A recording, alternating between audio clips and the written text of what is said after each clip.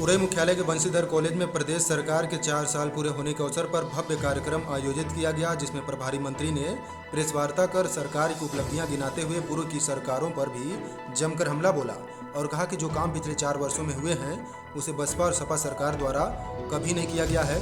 प्रदेश सरकार की अच्छी कार्यशैली की वजह से जिला मुख्यालयों में 10 घंटे बिजली और तहसील मुख्यालय पर 22 घंटे बिजली की सुविधा दी जा रही है। वहीं ग्रामीण क्षेत्रों में 18 घंटे बिजली पहुंचाने का काम सरकार कर रही है। प्रभारी मंत्री नीलिमा कटियार ने जनपद में अच्छा कार्य करने वाले और जनपद का नाम आगे बढ़ाने वाले किसानों महिलाओं को प्रशस्ति पत्र देकर सम्मानित किया। वहीं आवास योजना पर पत्र भी सौंपा।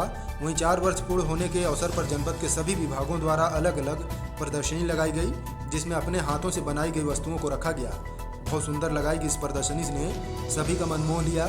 वहीं प्रभारी मंत्री ने प्रदर्शनी में पहुंच सभी विभागों के स्टॉलों को देखा और उनका अवलोकन किया। वहीं खुद के द्वारा बनाए गए वस्तुओं को देख प्रभारी मंत्री ने उनका हौसला बढ़ाया और उनको बेहतर कार्य करने के लिए सरकार से पूरी मदद दिलाने का भरोसा दिया। वहीं इस दौरान सभी विधायक, डीएम, एसपी सहित समस्त विभागों के जिला स्तरीय अधिकारी मौजूद रहे।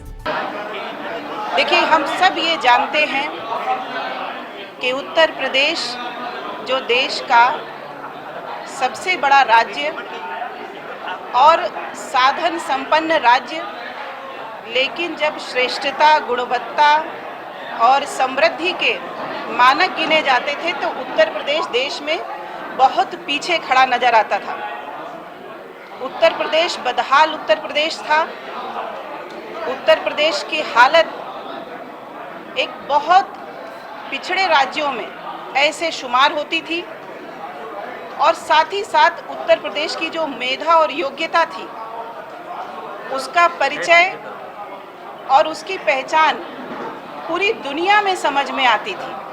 दुनिया की बड़ी बड़ी जो विकसित राष्ट्र हैं उनकी कंपनीज और उनके विकसित होने के कारणों में जब देखा जाता था तो उत्तर प्रदेश की मेधा और योग्यता की चमक वहाँ पर दिखाई देती थी, लेकिन उत्तर प्रदेश के उनकी अपनी मिट्टी उस योग्यता को सही न्याय देने में सक्षम नहीं थी।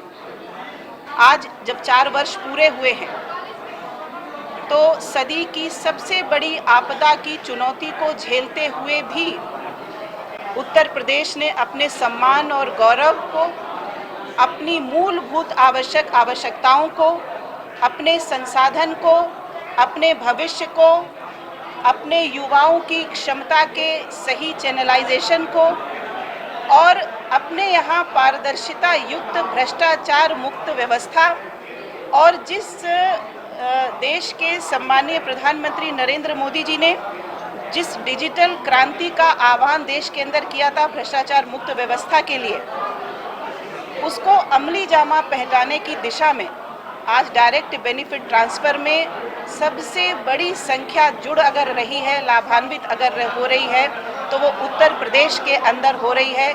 इन्हीं 4 वर्षों के अंदर चाहे गरीब के घर पर सर पर छत की बात हो, गरीब के घर में राशन की बात हो, गरीब के घर में सीधे पीने के पानी को पहुंचाने की बात हो, और आश्चर्य है कि हम पिछले 4 वर्षों की बात कर रहे हैं। 70 साल हमें स्वतंत्र हुए हो गए।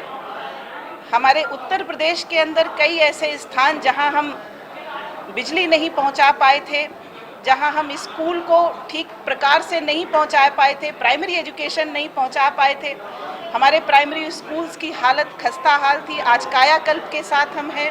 ब्यूरो रिपोर्ट, तेजस खबर।